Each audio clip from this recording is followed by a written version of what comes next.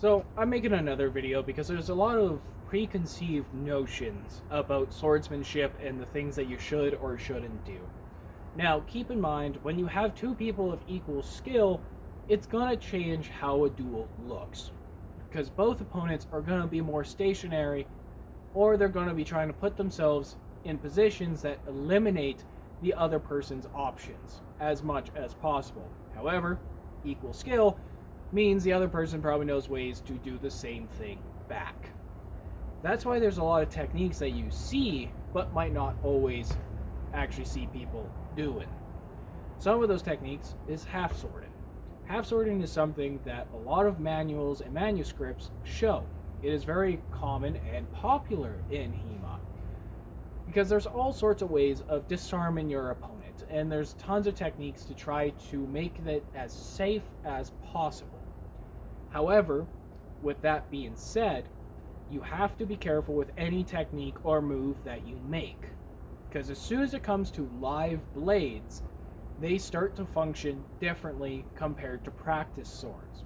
Practice swords might not bind as much. There might not be as much precedent of where to hold or grab, depending on so many other factors of the type of sword they're using, the style of footwork they're doing. There's many factors, because you could try to reach for a blade, but someone might be a little quicker, which means yes, you might snag onto it, but it's not enough to hold it or force it into a spot that stops it from cutting you. Again, so many moves are 50-50. Even a simple strike or thrust can be your own downfall or the opponent's downfall. And that's kind of what makes actual swordsmanship fun when you're practicing, is you don't know who's going to win. You can have someone who's completely new to swordsmanship, but still land a hit on you. Even though you know all the techniques, you know all the manuals, you can know everything to know about swordsmanship, but that new person does something you are just not expecting. So that's why some people say fighting newbies can almost be more difficult than fighting someone who actually knows what they're doing. Because someone who's a newbie, they might put themselves in a spot where you're just like, oh, well, this is a free hit for me, but then they hit you because you didn't realize their blade was actually a lot closer than you thought. Now, the reason I'm talking about this is because I've had comments kind of left before talking about some of the things I do as if I don't know what I'm doing. Now, that's always going to happen. I'm not going to take it too much to heart.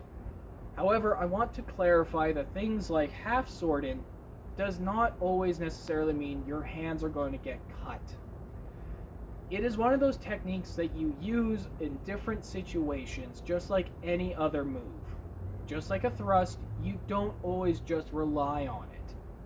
Even as simple as it is, and it's a nice safety net to have, you don't want to just rely on it.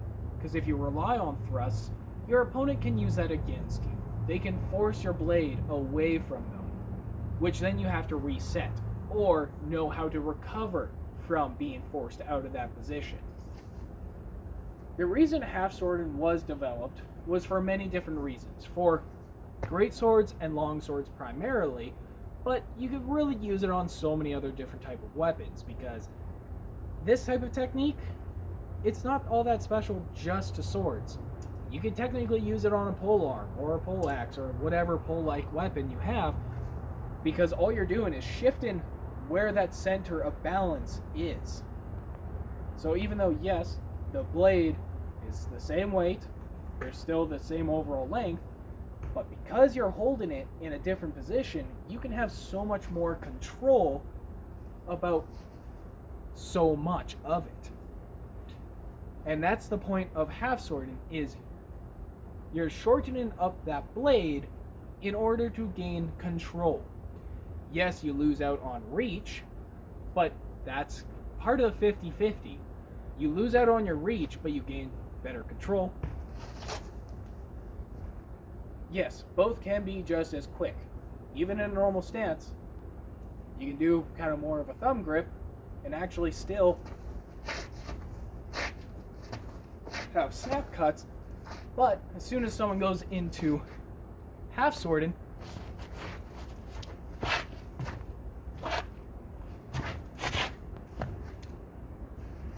you can actually move the blade so much faster. Now, why would you do that? For many different situations, as I have stated.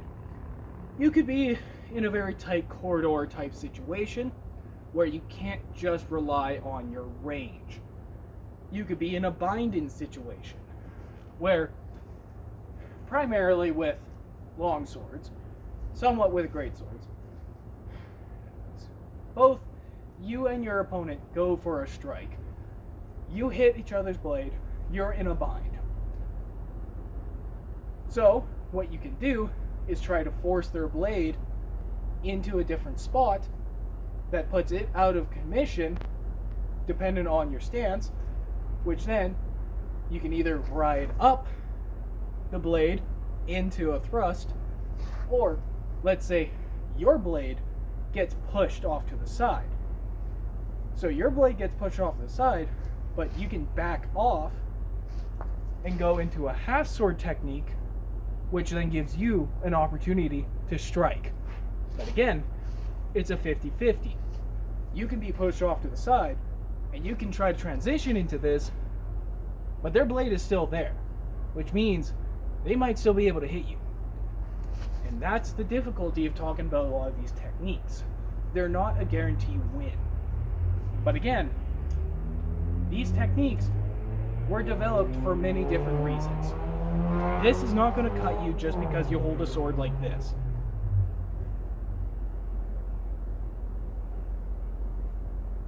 Just like this, you can hold it, and nothing. Absolutely nothing. Because swords cut with motion, not just through pure sharpness. Now, you can have a sword that is really sharp where when you grab onto it, it can leave a crevice or a bit of a cut. Yes, it is possible because there are many factors on why you might get cut. But for the most part, if there's no motion between the flesh and the blade, you're probably not going to get cut. Now, you still have to be careful because it is a technique that a lot of people would primarily use when they have hand protection. So some form of gauntlets is kind of preferred. Because again, you are losing the safety net of the crossguard to gain more control and speed, but now your hand is in a sketchy spot. It is no different than kind of Zwirch, something like that. Anyways, when it comes down to it, even though a Zwirch is a very protective type move where you can both defend and attack, it is maybe just as safe to just block. Well, that's annoying. So, basically what I'm trying to get at is there is nothing in swordsmanship that is a guarantee. Everything is a 50-50. Even if someone is less skilled than you, you still have to be mindful.